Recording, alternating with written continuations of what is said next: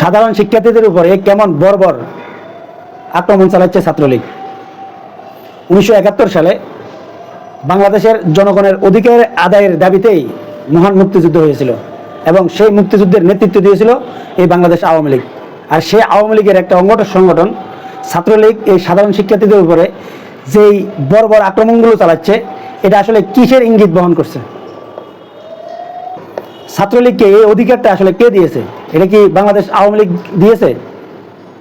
তাহলে আওয়ামী লীগের সেই সম্মানটুকু কোথায় থাকলো যারা জনগণের অধিকারের কথা বলে এবং মহান মুক্তিযুদ্ধে জনগণের অধিকারের জন্য আন্দোলন করা এই দলটি আসলে ভবিষ্যৎ প্রজন্মকে আসলে কি উত্তরটা দেবে?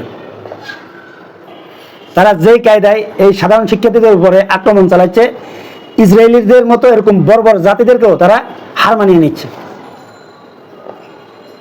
এটা কেমন স্বাধীন বাংলাদেশে আমরা বসবাস করছি যে আমাদের ন্যায্য দাবিটা পর্যন্ত করতে পারবে না কেউ? যোগ্যতা অনুযায়ী চাকরি পাবে, যোগ্যতার ভিত্তিতে সব কিছু হবে, এটাই তো স্বাধীনতার মূল দাবি ছিল। তাহলে এই বাংলাদেশ আওয়ামী লীগ যে স্বাধীনতার গল্প শোনাচ্ছে এবং স্বাধীনতার মানুষের জনগণের অধিকারের আদায়ের গল্প শোনাচ্ছে, এগুলো কি সবই ভুল? স্বাধীনতা আন্দোলনে নেতৃত্ব দেওয়া এই দলটির জন্য বড় আফসোস হচ্ছে।